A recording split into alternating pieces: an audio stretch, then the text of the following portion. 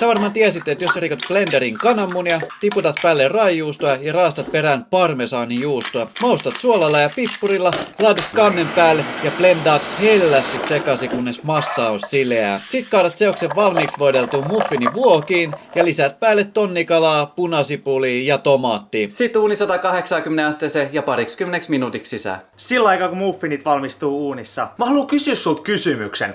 Kampaileksä sä painonpudotuksen kanssa? Et oikein tiedä mistä aloittaa, miten liikkuu, ennen kaikkea miten syödä. FitBroidin henkilökohtaisessa valmennuksessa me tehdään just sun arkeen sopiva, herkullinen, mutta tehokas ravintosuunnitelma, joka tukee sun painonpudotustavoitetta.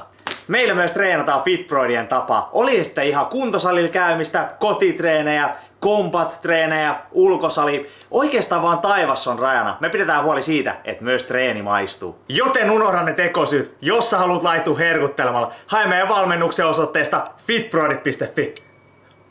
Ruoka onkin jo valmista. Niin ootkin just valmistanut se proteiinipitoisemman ja ennen kaikkea maukkaamman aamupalan.